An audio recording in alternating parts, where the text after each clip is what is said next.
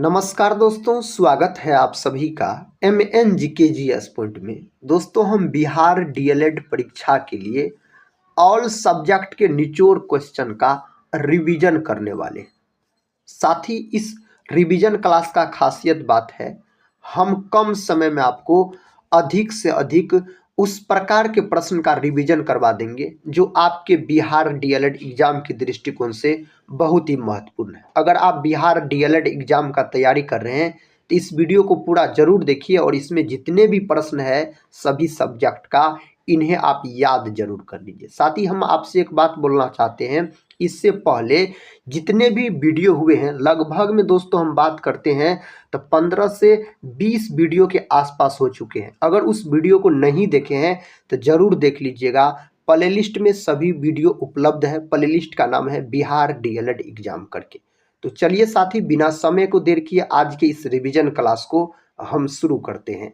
आज का दोस्तों फर्स्ट क्वेश्चन है, सर्वाधिक अस्थायी पारिस्थितिकी तंत्र है। इस 4 ऑप्शन में से महासागर आप बोल सकते हैं। ऑप्शन डी जो है यही सही जवाब हो जाएगा।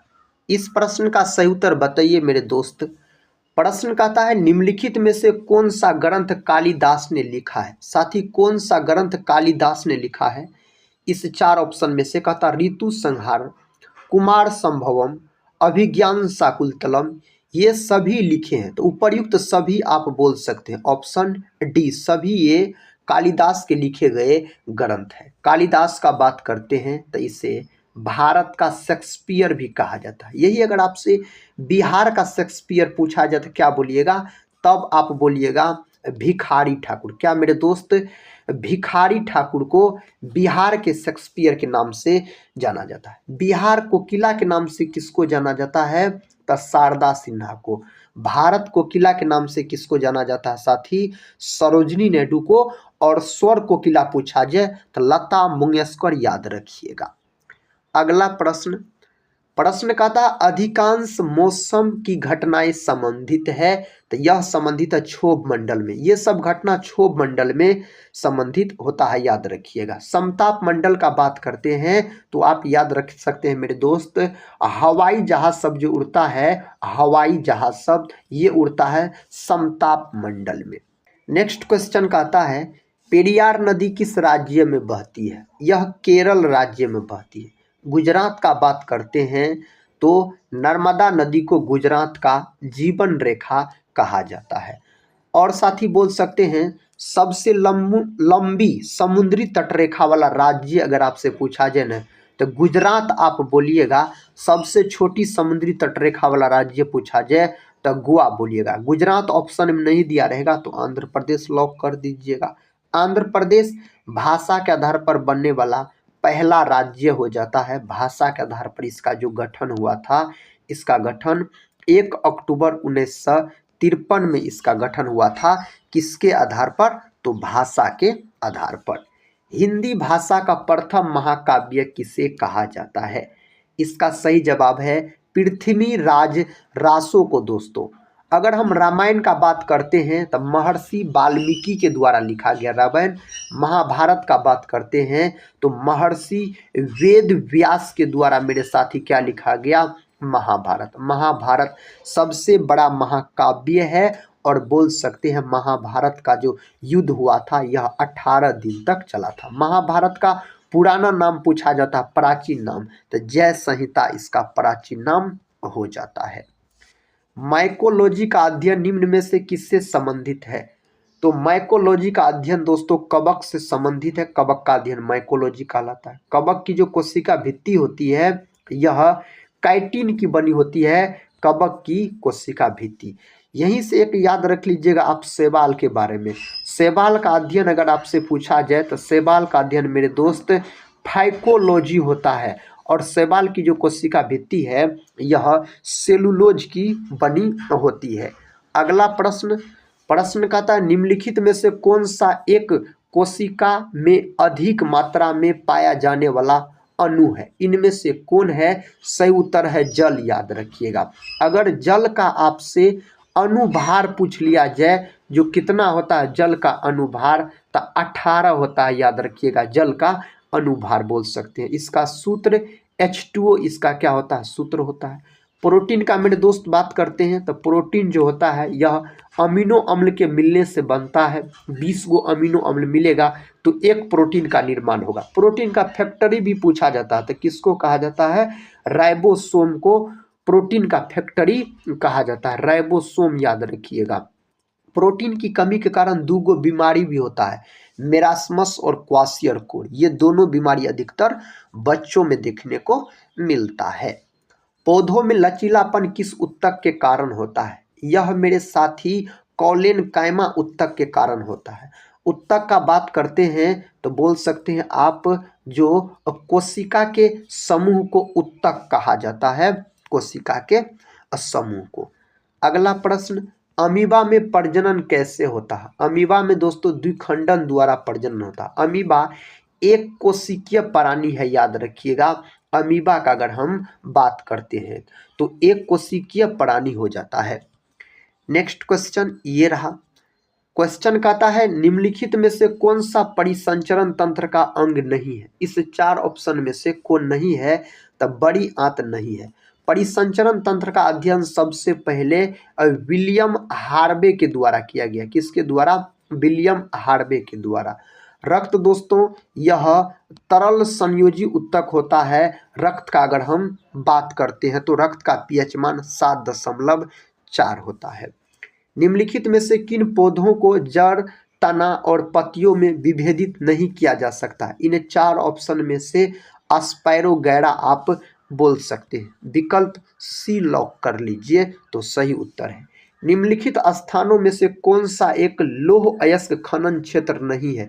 इनमें से कौन नहीं है, तो मलाज खंड। ऑप्शन ए दोस्तों मलाज खंड सही उत्तर हो जाएगा। अगला प्रश्न, 2011 की जनगणना के अनुसार निम्नलिखित राज्यों में से किस राज्य में जनसंख्या का घनत्व न्यूनतम है। दोस्तों सही उत्तर का बात करते हैं तो मिजोरम बोलिएगा। सिक्किम की राजधानी पूछा गया है तो गंगटोक याद रखिएगा, सिक्किम की राजधानी है। नेक्स्ट क्वेश्चन, क्वेश्चन कहता कन्याकुमारी से कृष्णा डेल्टा तक के तट को किस नाम से जाना जाता है। इसको जाना जाता है कोरोमंडल तट के नाम से इसको जाना जाता है। नेक्स्ट क्वेश्चन देखिए, रोहिला राष्ट्रीय उद्यान किस राज्य में स्थित है। साथ ही सही उत्तर है हिमाचल प्रदेश में। राजस्थान यह क्षेत्रफल की दृष्टि से अपना भारत देश का सबसे बड़ा राज्य है, याद रख सकते हैं आप। निम्न में से कौन व्यक्ति स्टील मैन ऑफ इंडिया के रूप में विख्यात थे। इसके रूप में विख्यात हो जाते हैं जमशेद जी ईरानी बोल सकते हैं। ऑप्शन सी सही उत्तर हो जाएगा। अगला प्रश्न देखिए, प्रश्न कहता है किस मूल के भारतीय राजवंश ने अपने शासकों के चित्र वाले सिक्के जारी किए थे।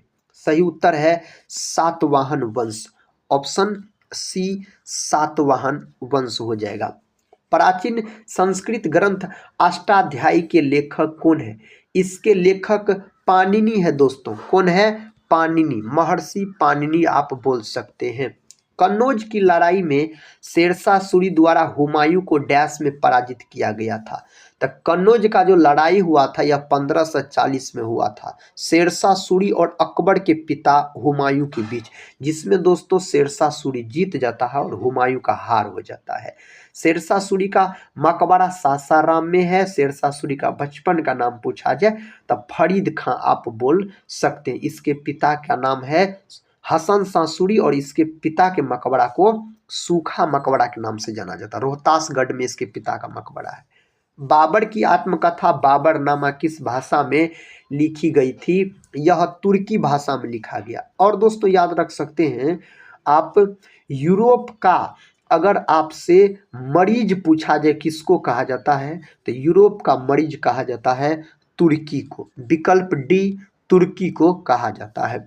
जब फ्रांसीसी नेतृत्व में फ्रांस ने डैश पर कब्जा कर लिया था तब पहला कर्नाटक युद्ध लड़ा गया था। दोस्तों सही उत्तर हो जाएगा मद्रास। ऑप्शन ए सही उत्तर आप लॉक कर दीजिए।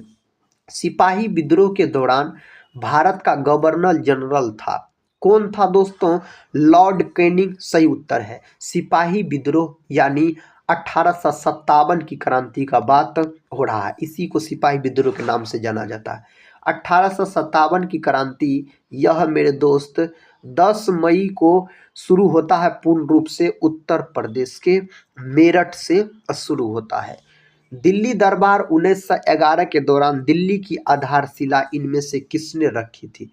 किसके द्वारा रखा गया? तो जॉर्ज पंचम के द्वारा रखा गया था।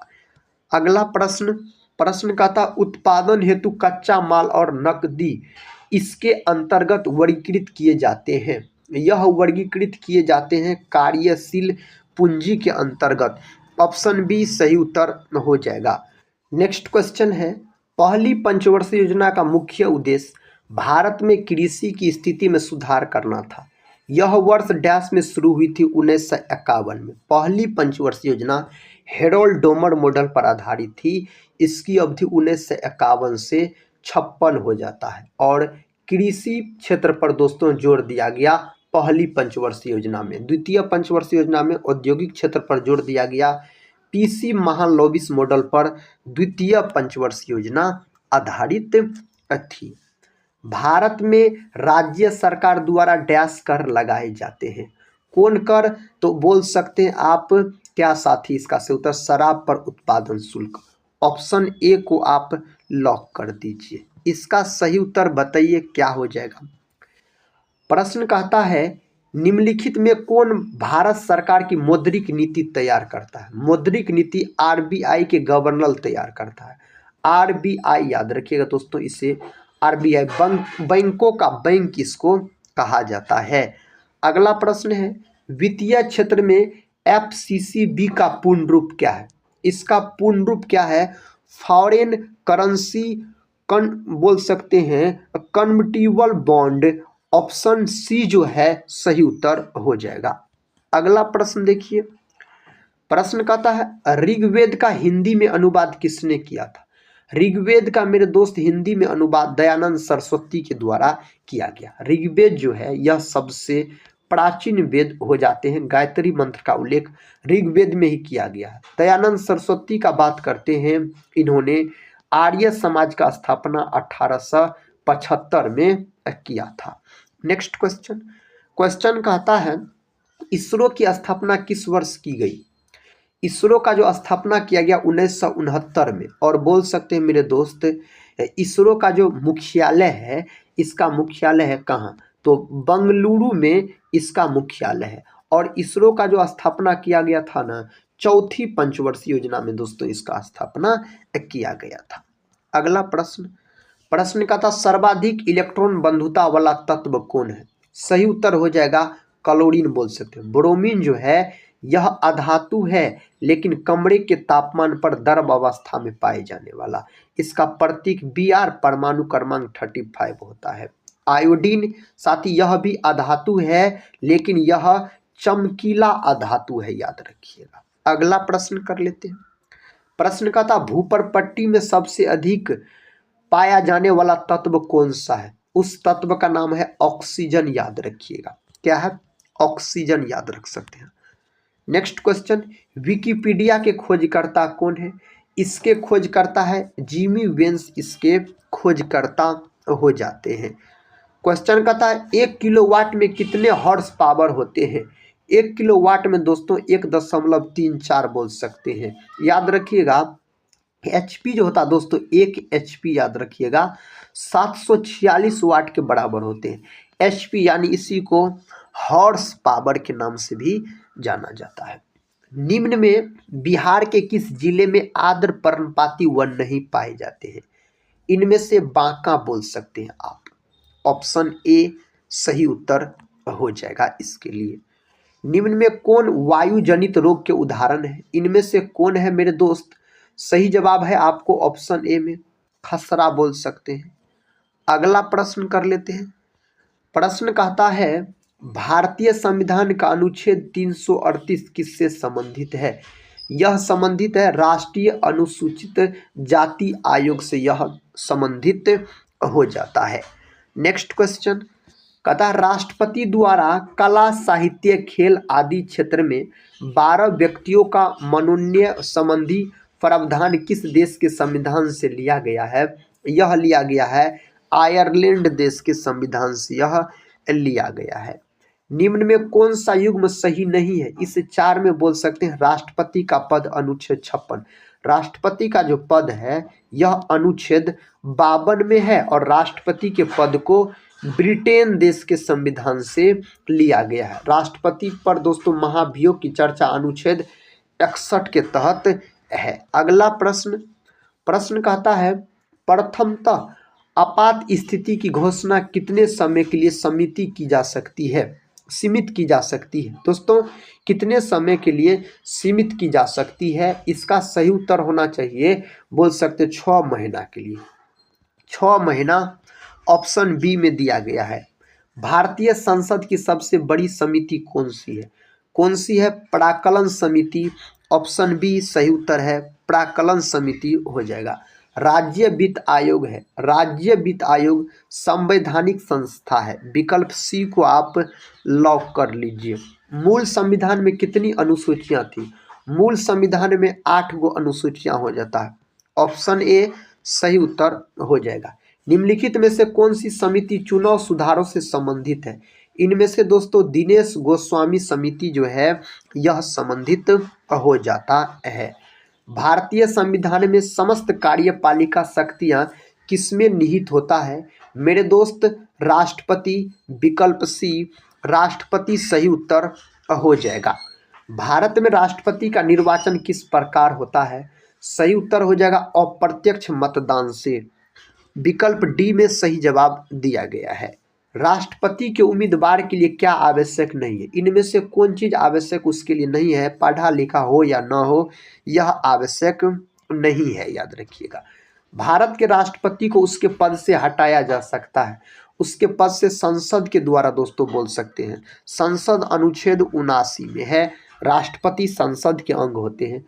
राष्ट्रपति पर महाभियोग का आरोप संसद के किस सदन द्वारा लगाया जा सकता है?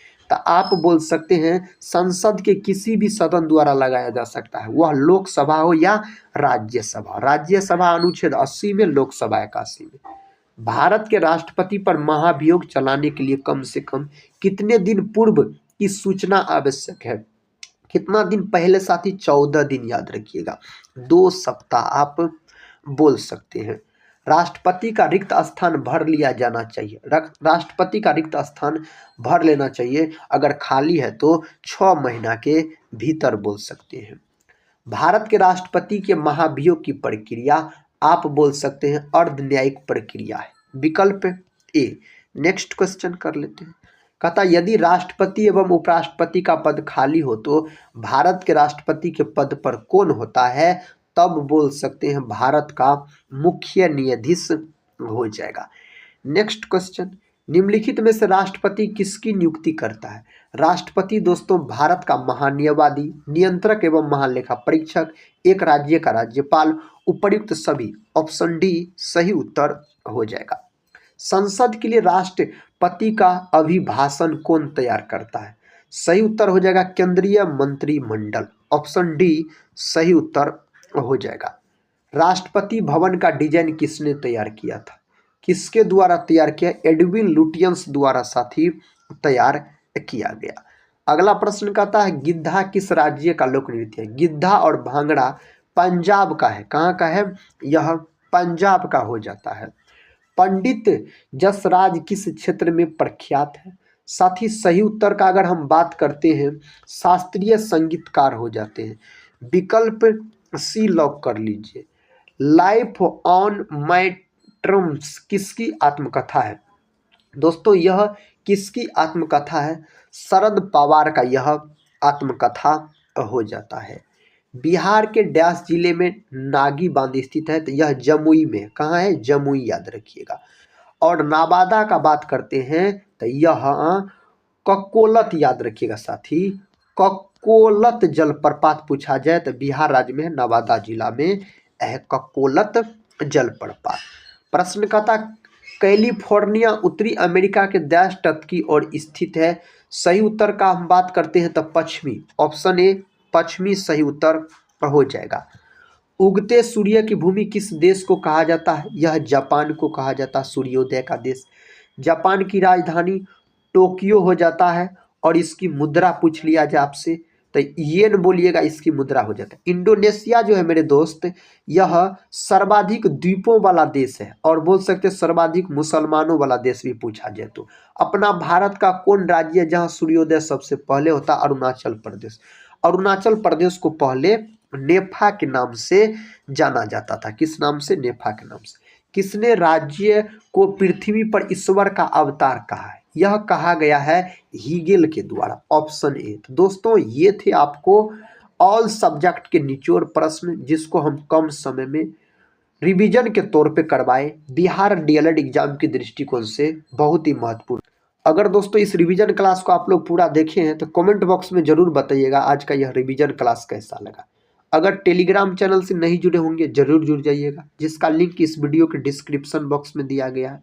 चैनल पे मेरे भाई पहली बार विजिट कर रहे होंगे तो चैनल को सब्सक्राइब कर बेल आइकन को प्रेस जरूर कर लीजिएगा। इस चैनल से आपके एग्जाम में जरूर मदद मिलेंगे। हम मिलते हैं नेक्स्ट वाले वीडियो में, तब तक के लिए जय हिंद जय भारत।